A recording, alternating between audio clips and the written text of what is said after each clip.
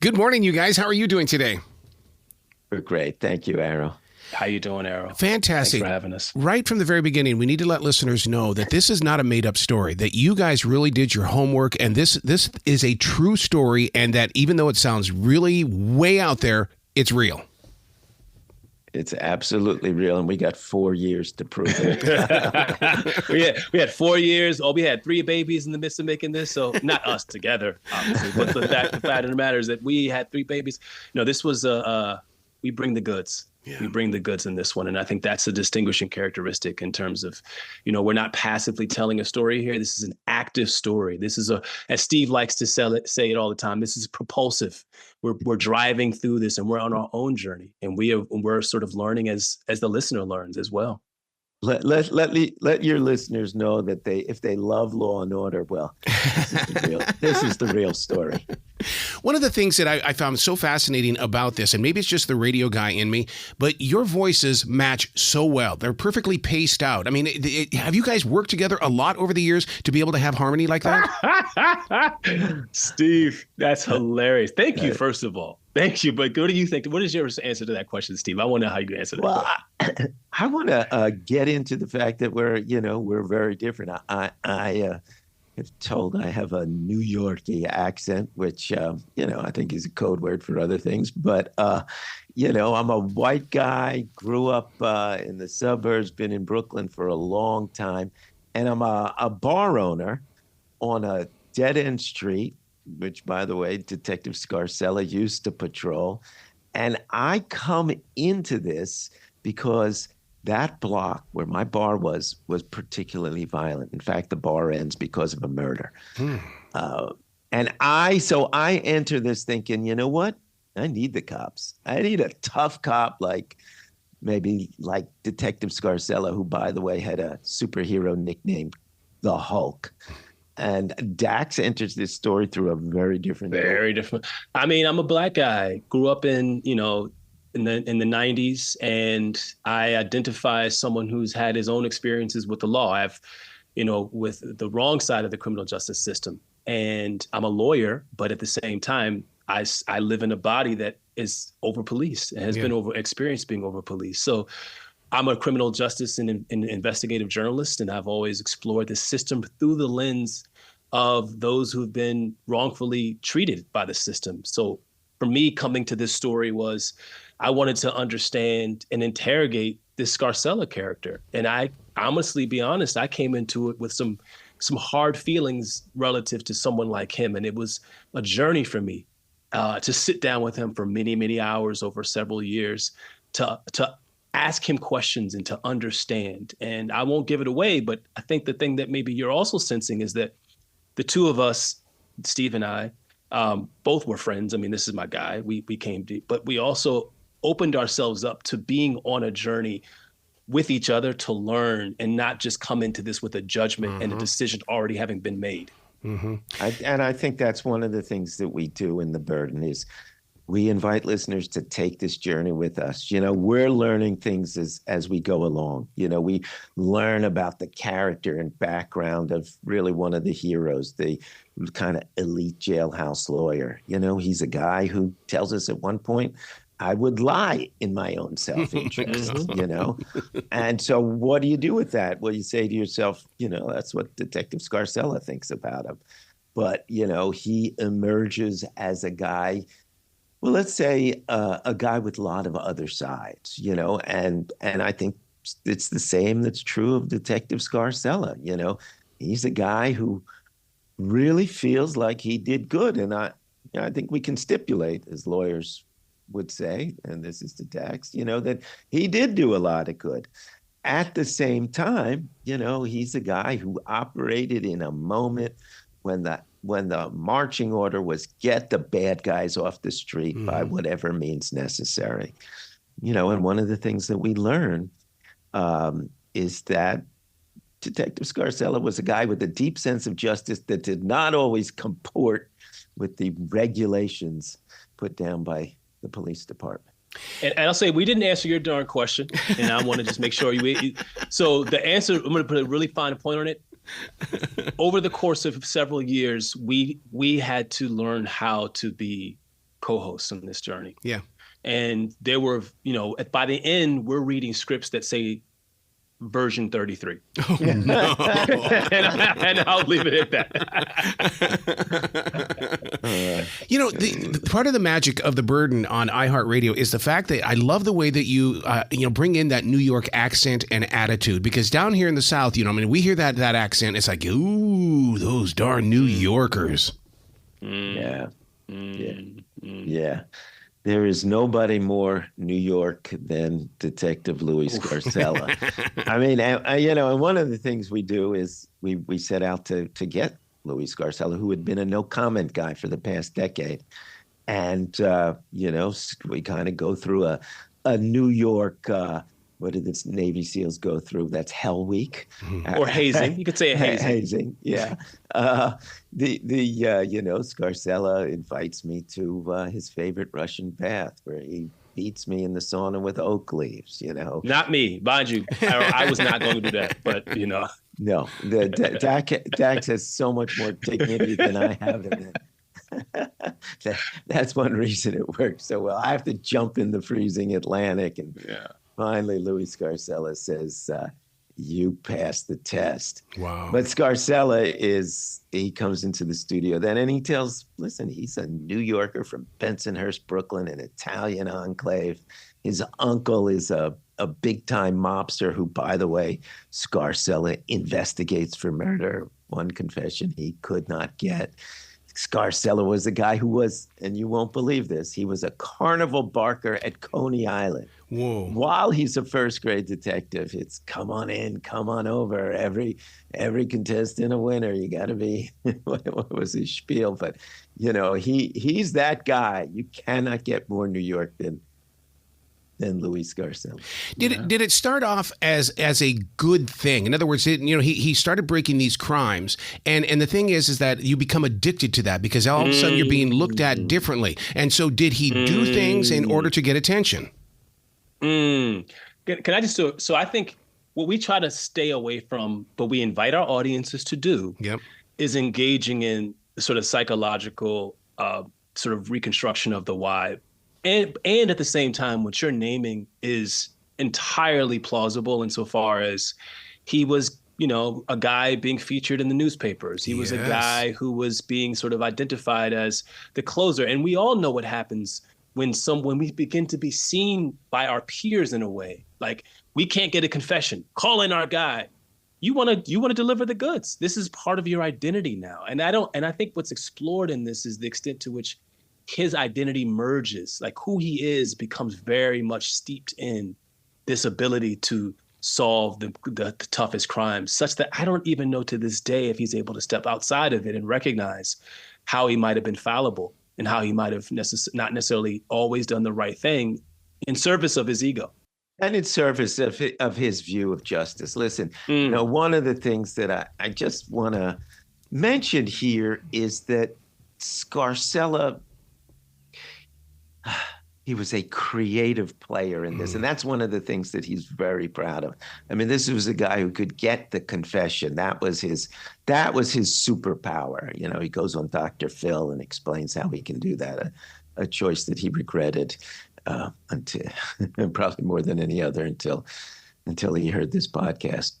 But he was a guy who would he would cry with suspects. He would pray with suspects. Oh, wow. He would spend hours and hours with suspects. He would put his arm around them.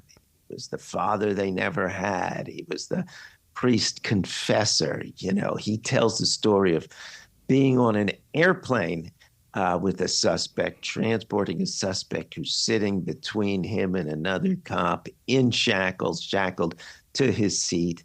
Scarcella has the stewardess. Back then there were just stewardesses, and come over and whisper in his ear. And then he turns to the suspect and he says, well, I got to take your shackles off because we're going to come into rough weather. And we may go down, and I got to give you a chance to save your life. And Scarcella's story is, and then he gives it up. Now, you might ask yourself, why is a guy faced with crashing and dying in the water decide that that's the moment to give it up? But Scarcella's answer when I asked him that was, well, he did. But I have to tell you, I love the coda to this story because, as Scarcella tells it, he, the other detective, and quote unquote, the bad guy go into the airport bar on landing and they all have shots. Yeah. And as Dax says in the podcast, what is the suspect celebrating?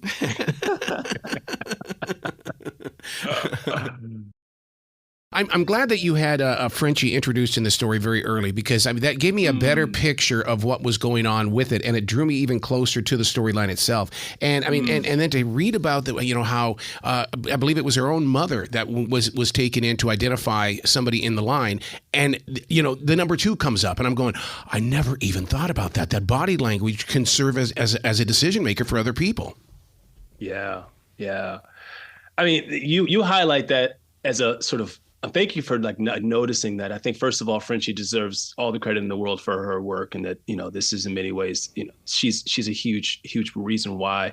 I also was drawn to the fact of her ability to express vulnerability around her own blind spots, her own sort of like prejudices, if you will, and the ability and using that to help her change and open up and explore. And I think that's kind of what we're hoping that readers or listeners do in their own process, that, you know, we can hold a certain assumption, and when new information comes into our consciousness, what do we do with that? I think for her, what she did was I think she decides that she's going to use that energy, that New York energy, to become a feisty fighter for justice through her pen, through her storytelling. Mm-hmm. And I think that's, to me, one of the things that I find was profound about it. That's her motivation.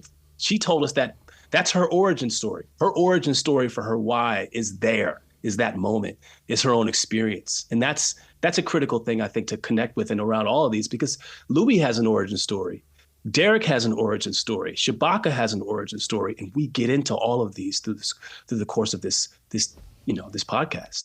And I'm glad you brought out Frenchie, because we all love Frenchie. I mean, what a nickname, Francis Rose. known around the New York Times as Frenchie. It's like a film noir nickname.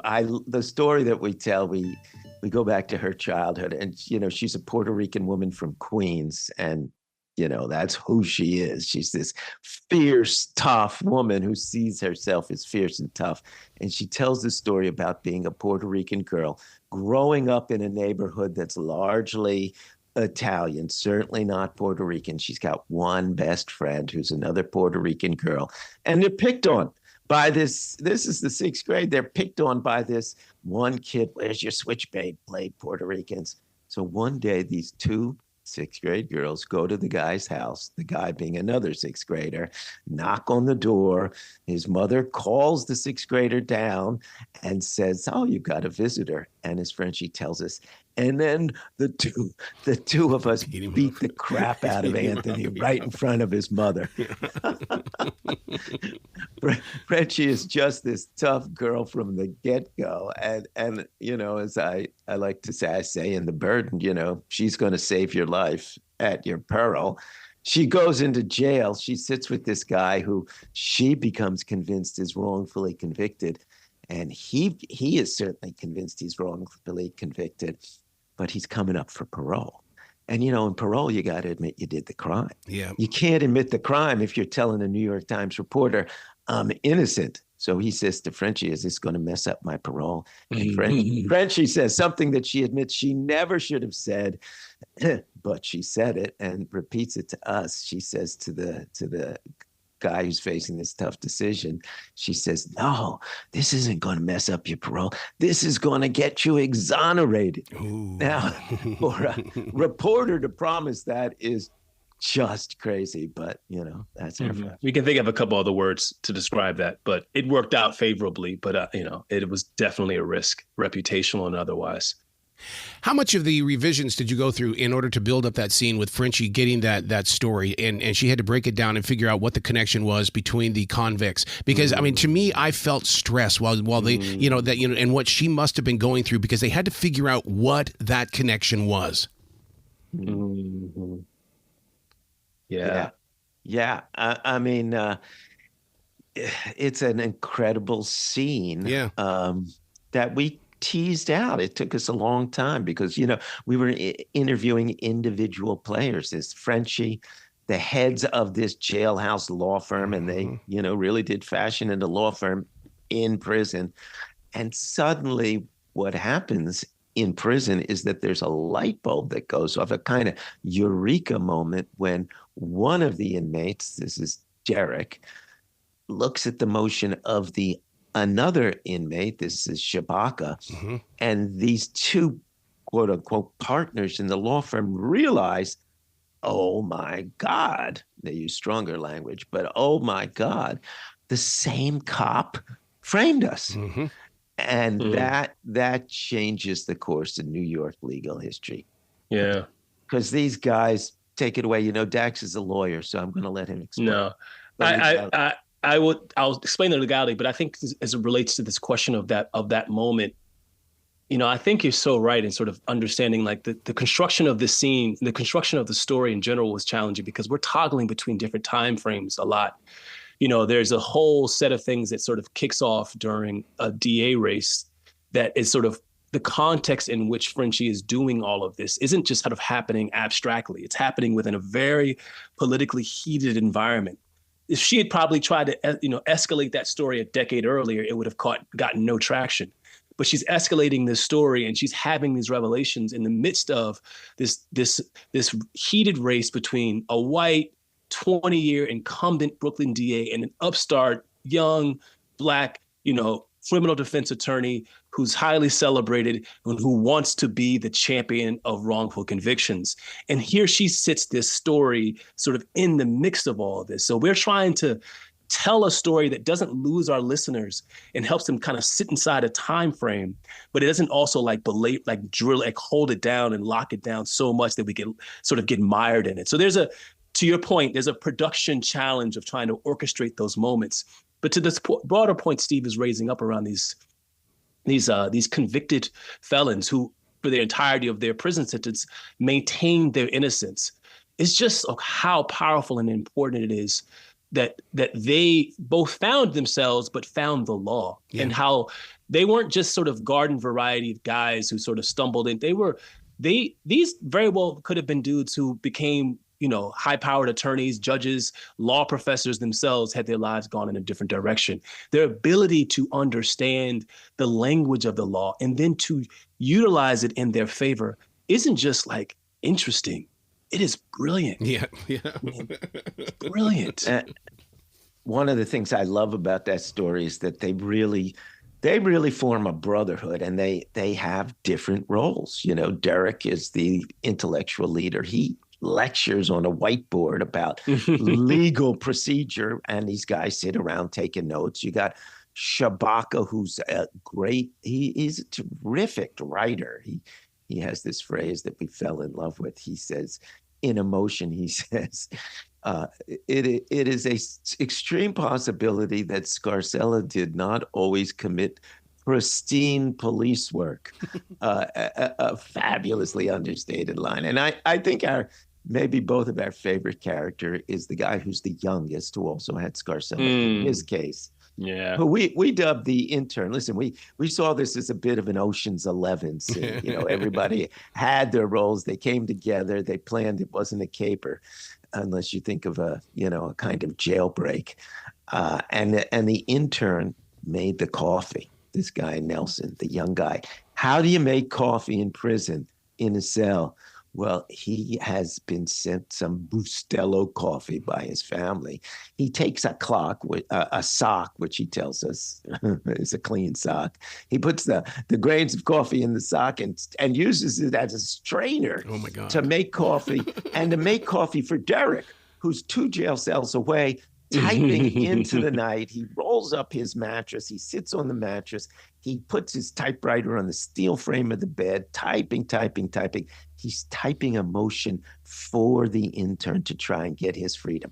So the intern hooks the coffee up to a bed sheet, and Derek then slides it down 2 cells. And the idea is to keep Derek fueled into the night so he can keep writing. So, Yeah. you got a whole, listen, it's cinematic. I love It's it. just, Yeah. You guys have got to come back to this show anytime in the future. The door is always going to be open for you. well, thank you. That's so nice to hear. Thank you so much for this. And it really is. It's great theater of the mind, too, what you guys are doing. So I can't thank you enough for that. Thank Appreciate you. it. Thanks for having us. Well, you be brilliant today, you two, okay? All right. Likewise. Talk soon. Bye-bye. All right, bye-bye.